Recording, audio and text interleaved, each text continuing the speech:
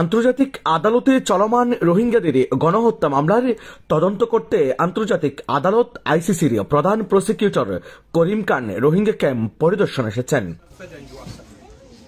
মঙ্গলবার সকালে উকিয়ার কুতুপালংয়ের দুটি ক্যাম্প পরিদর্শন করে রোহিঙ্গাদের সাথে বৈঠকে মিলিত হন এবং সেখানে রোহিঙ্গাদের সাথে কথা বলেন করিম খান।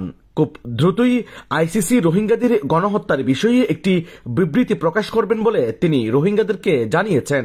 জিন্নান একটা আছে মানে তার একটা এলাননামা বলি হওয়া স্টেটমেন্ট এরিয়া ইংলিশে তৈরি মানে একখানা এলাননামা বাইর করছম তাহলে ই বললে মানি বেকারাই মানে কদম এরিয়া হইলা কদম কিন্তু ইয়ান মানি হনে কত থনা হামো যাবো গদিন দিলা নহন মানি অনারা জিন্নান একটা স্টেটমেন্ট এলাননামা বাইর করিবা হইয় জিনিসিয়ান আর বুজনত মাঝে মানে আইতি ইংল্যান্ড হয়ে দিয়ে মানে আর বুজনের মাঝে জিনিসিয়ান দাসে যে তারা আসামি অকল আছে ইতার আল্লাহ ইয়ান ওয়ারিং হইতে পারে 5 বছর ভিতরে 2019 স্টার্ট দিয়ে আর তো যেদুম প্রসেস কল চলালে যাবে যে বেগুন শেষ হয়ে মানে মূলত তোমার এলাকাটা এনাউন্সমেন্ট বাইরেব বাংলাদেশের গভর্নমেন্টও রোম স্ট্যাটাস মাঝে নিশান করি তারা ইয়ারে পাওয়াং গজ্জা আছে তারা ইয়ারে ইম্বল গজ্জা আছে তাহলে তারাই কাছে মদত করানোর দ্বারা আরা শিক্ষানোর সাকসেস করিবা যে সমর ভিতরে মানে আরা শিক্ষানোরে ফাইম বলিওরে তারা আশা দিয়ে। এদিকে রাখাইনে চলমান গণহত্যার কথাও বৈঠকে উঠে এসেছে।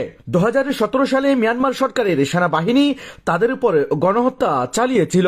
2024 সালে এসেও রাখাইনে আরাকান আর্মি রোহিঙ্গাদের পরে দ্বিতীয়বারের মতো গণহত্যা চালাচ্ছে বলে রোহিঙ্গারা প্রসিকিউটর খানকে অভিযোগ করেন।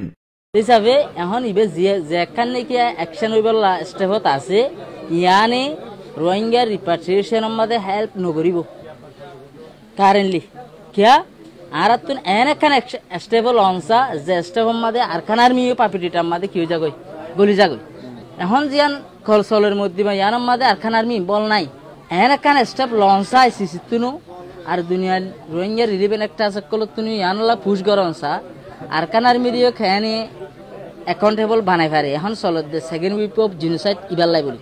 রোম সনদ অনুযায়ী রাখাইন থেকে রোহিঙ্গা বিতাড়নে মানবতা বিরোধী অপরাধ হয়েছে কিনা সেটির তদন্ত করছে আইসিসি।